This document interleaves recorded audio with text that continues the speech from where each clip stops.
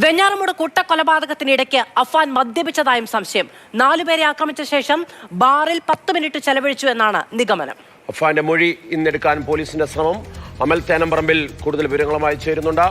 അമൽ, മണിക്കൂറുകൾ നീണ്ട ഒരു പ്രക്രിയയായിരുന്നു അഫാൻ നടത്തിയത്. ഒരു കൊലപാതക പരമ്പര തന്നെ സൃഷ്ടിക്കുകയാണ്. ഇതിനിടയിൽ ഇയാൾ മദ്യപിച്ചിരുന്നു എന്നുള്ള വിവരങ്ങൾ കൂടിയാണ് ലഭിക്കുന്നത്. ഓട്ടോറിക്ഷയിൽ പോകുന്ന സമയത്ത് ഇയാൾ മദ്യപിച്ചത് സംശയമുള്ളതായി ഡ്രൈവറുടെ ഒരു മൊഴിയും ഉണ്ടായിരുന്നു. എന്തൊക്കെയാണ് ഈ അഫാനുമായി ബന്ധപ്പെട്ടിട്ടുള്ള കൂടുതൽ വ്യക്തത വരുന്ന കാര്യങ്ങൾ? അഫാനെ വിശദമായി ചോദ്യം ചെയ്യേണ്ടതുണ്ട്. പക്ഷേ പോലീസിന് നിലവിൽ ലഭിക്കുന്ന വിവരങ്ങൾ അനുസരിച്ചാണ് എങ്കിൽ ഈ ഓട്ടോറിക്ഷ ഡ്രൈവറുടെ മൊഴിയുണ്ട്. ആ മൊഴിയിൽ പറയുന്നതാണ് ഈ മദ്യപിച്ചു എന്നുള്ള കാര്യം. മദ്യത്തിൻ്റെ മണമുണ്ടായിരുന്നു ഓട്ടോയിൽ കയറിയപ്പോൾ എന്ന് പറയുന്നു. അപ്പോൾ അത് വെച്ച് പോലീസ് ഇങ്ങനെ നോക്കുമ്പോൾ ഈ ആദ്യം ഉമ്മുമ്മയെ കൊലപ്പെടുത്തുന്നു, അതിനുശേഷം പിന്നീട് ലത്തീഫിനെയും ലത്തീഫിൻ്റെ ഭാര്യയെയും കൊലപ്പെടുത്തുന്നു, സാജിദയെയും കൊലപ്പെടുത്തുന്നു. അവിടെ നിന്നും വെഞ്ഞാറമൂടേക്ക് എത്തിയ ശേഷം ഒരു 10 മിനിറ്റ് അഫാൻ മിസ്സിംഗ് ആണ്. ആ സമയം എവിടെയാണ് എന്നുള്ള കാര്യമാണ് പോലീസ് ഇപ്പോൾ പരിശോധിക്കുന്നത്. ബാറിൽ കയറി മദ്യപിച്ചു എന്നുള്ള കാര്യം പറയുന്നു. അതോടൊപ്പം തന്നെ മറ്റ് ഒരു പോലീസിന്റെ സംശയം എന്ന് പറയുന്നത് മദ്യം വീട്ടിലേക്ക് വാങ്ങിക്കൊണ്ട് വന്നതിന് ശേഷം വീട്ടിൽ വെച്ച് മദ്യപിച്ചോ എന്നൊരു സംശയം കൂടി പോലീസിനുണ്ട്. ഈ കാര്യത്തിൽ വ്യക്തത വരേണ്ടതുണ്ട്. ഇതൊക്കെ ഒരു പ്രാഥമിക നിഗമനം എന്നതിനപ്പുറത്തേക്ക് പോലീസിന് കൃത്യമായ തെളിവുകൾ ലഭിച്ച കാര്യമല്ല. വിശദമായി തന്നെ ചോദ്യം ചെയ്യുകയാണ് അഫാനെ. ആശുപത്രിയിലാണ് എലിവിഷം കഴിച്ചതിനെ തുടർന്ന് ആണ് ആശുപത്രിയിൽ അഡ്മിറ്റ് ചെയ്തിരിക്കുന്നത്. അഫാനാണ് പറഞ്ഞത് എലിവിഷം കഴിച്ചു എന്നുള്ള കാര്യം.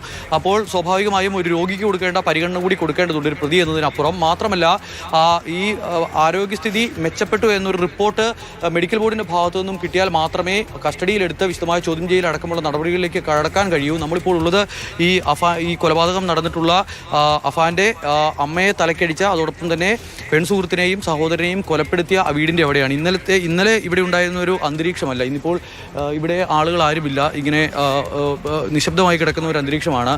പോലീസ് അകത്തേക്ക് ആരെയും പ്രവേശിക്കാതിരിക്കാനുള്ള ക്രമീകരണങ്ങൾ ഒരുക്കിയിട്ടുണ്ട്. വീട് ഇങ്ങനെ പൂട്ടിയിട്ടിട്ടുമുണ്ട്. അതോടൊപ്പം തന്നെ അകത്ത് റിബണൊക്കെ വലിച്ചു കെട്ടി വീടിന്റെ പരിസരത്തേക്ക്, വീടിന്റെ അകത്തേക്ക് ആരും കടക്കരുത് എന്നുള്ള തരത്തിലുള്ള ക്രമീകരണങ്ങൾ അഫാൻ പോലീസ് നൽകിയിരിക്കുന്ന മൊഴിയിലും കഴിഞ്ഞ 1 മാസമായി താൻ മദ്യപിക്കുമായിരുന്നു എന്നാണ് പറയുന്നത്. മറ്റെന്തെങ്കിലും തരത്തിലുള്ള ലഹരി പദാർത്ഥങ്ങൾ ഉപയോഗിക്കുന്നോ എന്ന കാര്യത്തിൽ പോലീസിന് എന്തെങ്കിലും സ്ഥിരീകരണം കിട്ടിയിട്ടുണ്ടോ? ഈ കൊലപാതകങ്ങൾ നടത്തുന്നതിനിടയിലും വളരെ പബ്ലിക്കായ ഒരു സ്ഥലത്ത് പോയിരുന്ന മദ്യപാനമടക്കം നടത്തി തിരികെ വന്ന് വീണ്ടും കൊലപാതകം നടത്തുക എന്നൊക്കെ പറയുന്നത് ശരിയാണ്? ഈ കേസുമായി ബന്ധപ്പെട്ട് ആദ്യം മുതൽ പുറത്തു വരുന്നതെല്ലാം മനുഷ്യർക്ക് ചെയ്യാൻ കഴിയുമോ എന്ന വിശ്വസനീയതയോടെ മാത്രം നോക്കി കാണാൻ കഴിയുന്ന കാര്യങ്ങളാണ് എങ്കിൽ പോലും ഞെട്ടിക്കുന്നതാണ് അമൽ. ഈ പറയുന്ന 3 കൊലപാതകങ്ങൾ നടത്തിയ ശേഷമാണ് നഗരത്തിലേക്ക് തിരിച്ചെത്തുന്നത്. അതിനുശേഷം ഒരു ബാറിൽ കയറിയിരുന്ന മദ്യപിക്കാൻ സാധാരണ നിലയിലുള്ള ഒരാൾക്ക് കഴിയുന്ന കാര്യമല്ല. അങ്ങനെ ഒരു മാനസികാവസ്ഥ ഉണ്ടാകുമെന്ന് ചോദിച്ചാൽ ഈ കേസുമായി ബന്ധപ്പെട്ടാണ് എങ്കിൽ ഇതിലെല്ലാം അസാധാരണമാണ് എന്ന് പറയേണ്ടി വരും. നമുക്ക് ഈ ദൃശ്യങ്ങളിൽ കാണാൻ കഴിയുന്നത് തൊട്ടപ്പുറേ ഈ വീടിനോട് ചേർന്ന് ഒരു മതിലിൻ്റെ ദൂരം മാത്രമാണ് ആ 2 വീടുകൾ തമ്മിലുള്ളത്. തൊട്ടപ്പുറം ഒരു വീടുണ്ട്. ആ വീടിൻ്റെ ഏറ്റവും ഈ സൈഡിൽ കാണുന്ന ആ മുറിയിൽ ആളുകളും ആ സമയത്ത് ഈ പറയുന്ന കൊലപാതകം നടക്കുന്ന സമയത്ത് അവിടെ പോലും ആളുകളുണ്ടായിരുന്നു.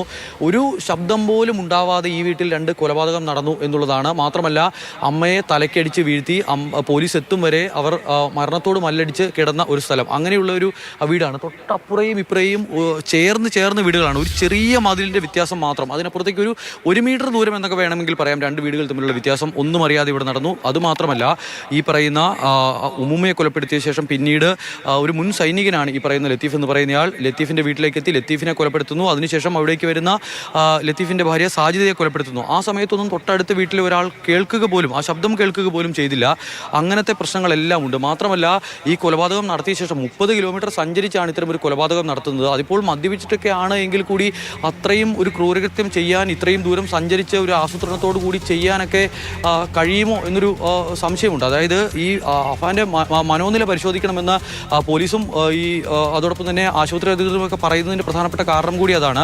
നിലവിൽ എന്തായാലും ചികിത്സയോടൊക്കെ ആദ്യഘട്ടത്തിൽ സഹകരിച്ചിരുന്നില്ല എങ്കിൽ കൂടി നിലവിൽ അഫാൻ സഹകരിക്കുന്നുണ്ട് എന്നുള്ളതാണ് പോലീസ് വ്യക്തമാക്കുന്നത്, ആശുപത്രി അധികൃതർ വ്യക്തമാക്കുന്നത്. പക്ഷേ പോലീസിൻ്റെ ചോദ്യം ചെയ്യലെന്ന് പറയുമ്പോൾ ആശുപത്രിയിലെ ചോദ്യം ചെയ്യലിന് പരിമിതികളുണ്ട്. അവിടെ പോയാൽ ഈ പ്രതിക്ക് പറയാനുള്ള കാര്യങ്ങൾ കേട്ടെഴുതിയെടുക്കാം, ചില കാര്യങ്ങൾ ചോദിച്ചറിയാം എന്നതിനപ്പുറത്തേക്ക് കൂടുതൽ വ്യക്തത വരുത്താൻ കഴിയില്ല. അഫാൻ പറയുന്ന മൊഴികളിലെ വൈരുദ്ധ്യം പോലീസിനെ അലട്ടുന്നുണ്ട് എന്നുള്ള കാര്യത്തിൽ സംശയം വേണ്ട. ആദ്യം പറഞ്ഞിരുന്നത് കുഴിമന്തിയിൽ എലിവിഷം കലക്കി കഴിച്ചു എന്നുള്ളതാണ്. പിന്നീട് പെപ്സിയായി.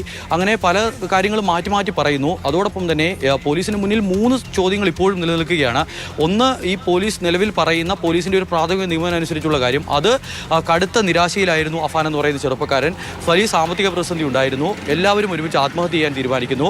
ആ ആത്മഹത്യ ചെയ്യാൻ ശ്രമിക്കുമ്പോൾ ആരെങ്കിലും അവശേഷിച്ചാലോ എന്നുള്ള ഒരു സംശയത്തിന്റെ അടിസ്ഥാനത്തിൽ ഈ ഉമ്മയെയും അതോടൊപ്പം തന്നെ പെൺസുഹൃത്തിനെയും സഹോദരനെയും കൊലപ്പെടുത്താൻ തീരുമാനിക്കുന്നു. സാമ്പത്തികമായി സഹായിച്ചില്ല എന്നുള്ളൊരു കാരണം പറഞ്ഞ് ലത്തീഫ് അതോടൊപ്പം തന്നെ സാജിദ അവരെ കൊലപ്പെടുത്തുന്നു. അതോടൊപ്പം തന്നെ ഉമ്മുമ്മയോട് ഒരു മാല ചോദിച്ചിരുന്നു, സാമ്പത്തിക സഹായം വേണ്ട സമയത്ത് ചോദിച്ചിരുന്നു. അപ്പോൾ അതിന് ഉമ്മുമ്മ തയ്യാറായില്ല. ആ ദേഷ്യത്തിൽ ഉമ്മുമ്മയെയും കൊലപ്പെടുത്തുന്നു. അങ്ങനെയാണ് പോലീസിന്റെ നിലവിലുള്ളൊരു കാര്യം. പക്ഷേ അതിനിടയിലേക്ക് മറ്റ് പല കാര്യങ്ങളും നാട്ടുകാരടക്കം പറയുന്നു. അതായത് പോലീസിന് ഇനി ഏറ്റവും സഹായകരമായി കിട്ടാൻ സാധ്യതയുള്ളതെന്ന് ഷെമിയുടെ, അഫാന്റെ ഉമ്മയുടെ മൊഴിയാണ്. അതുമായി ബന്ധപ്പെട്ട് അവരുടെ ആരോഗ്യാവസ്ഥ അടക്കമുള്ള കാര്യങ്ങളാണ് പ്രതിസന്ധിയായി നിൽക്കുന്നത്. നിലവിൽ അവരുടെ ഒരു ഹെൽത്ത് കണ്ടീഷൻ എന്താണ്? പോലീസിന് വിശദമായ മൊഴിയെടുക്കാൻ കഴിയുന്ന എന്തെങ്കിലും സാധ്യത നിലവിലുണ്ടോ? മധു, അവരുടെ പരിക്ക് എന്ന് പറയുന്നത് നിസ്സാരമായ പരിക്കല്ല. ആ ദൃശ്യങ്ങൾ നമ്മൾ കണ്ടതാണ്. അതിൽ ഇന്നലെ മാസ്റ്റേട്ടനോടൊക്കെ സംസാരിക്കുന്ന സമയത്ത് നമ്മൾ പറഞ്ഞത്, ഈ പെൺകുട്ടിയെ കൊലപ്പെടുത്തിയ കസേരയിൽ കിടത്തിയിരിക്കുന്ന ദൃശ്യം പോലും നമ്മളെ അങ്ങ് വല്ലാണ്ട് ബുദ്ധിമുട്ടിക്കുന്ന ദൃശ്യങ്ങളാണ് ഈ പറയുന്ന എല്ലാവരുടെയും ദൃശ്യങ്ങൾ. അതിൽ പക്ഷെ അതിനൊക്കെ അപ്പുറത്തേക്ക് ആ പെൺകുട്ടി ഒരു കസേരയിൽ ഇരിക്കുകയാണ്. നെറ്റിയിൽ ഭീകരമായ ആ മുറിവുണ്ട്. പല്ലടക്കം ചുറ്റികയ്ക്ക് അടിച്ച് അത് തകർന്ന ഒരവസ്ഥയിലാണുള്ളത്. മൂക്കിനൊക്കെ അടിയുണ്ട്. പക്ഷേ അതിലും നമ്മളെ ഭയപ്പെടുത്തുന്ന, ചോര തളം കെട്ടി കിടക്കുന്ന ഒരു അവസ്ഥയിൽ പെൺകുട്ടിയുള്ളത്. സഹോദരനാണെങ്കിൽ നിലത്തിങ്ങനെ കിടക്കുന്നു. ചുറ്റും ചോരയാണ്, നിറഞ്ഞു ചോരയാണ്. അതിന് ചുറ്റും കുറച്ച് നോട്ടുകളൊക്കെ വിതറിയിട്ടിരിക്കുന്ന അവസ്ഥയിലാണ് ആ ദൃശ്യം നമ്മൾ കണ്ടത്. അതോടൊപ്പം തന്നെ ഈ ലത്തീഫിനെ കൊലപ്പെടുത്തിയിരിക്കുന്ന ഒരു ദൃശ്യം എന്ന് പറയുന്നത് ഒരു ശോഭയിൽ ഇങ്ങനെ കിടക്കുന്ന ദൃശ്യമാണ്. പക്ഷേ ഇതിലൊക്കെ അപ്പുറത്തേക്ക് നമ്മൾ ഏറ്റവും കൂടുതൽ വല്ലാണ്ട് മനസ്സിനെ ബുദ്ധിമുട്ടിക്കുന്ന ദൃശ്യം എന്ന് പറയുന്നത് ഈ അമ്മയുടെ, ഈ അഫാന്റെ ഉമ്മയുടെ ഒരു കിടപ്പാണ്. ആ നിറയെ ചോരയാണ്. തലയ്ക്ക് ചുറ്റും ഇങ്ങനെ ചോരയാണ്. തല നന്നായി പൊട്ടിയിട്ടുണ്ട്. വായിൽ ഒരു ഷാള് ഉപയോഗിച്ച് കഴുത്തിങ്ങനെ മുറുക്കിയിരിക്കുന്നു. അതിനിടയിൽ കിടന്ന് ആ സ്ത്രീ ഇങ്ങനെ കണ്ണ് തുറക്കുന്നുണ്ട്. പോലീസിന് പോലും എടുത്ത് അവിടെ നിന്നും കൊണ്ടുപോകാൻ കഴിയുന്നില്ല. എന്താണ് സംഭവിച്ചതെന്നറിയാതെ അങ്ങനെ കണ്ണ് തുറന്നിരിക്കുന്നത്. ജീവനുണ്ടെന്ന് പോലീസിന്.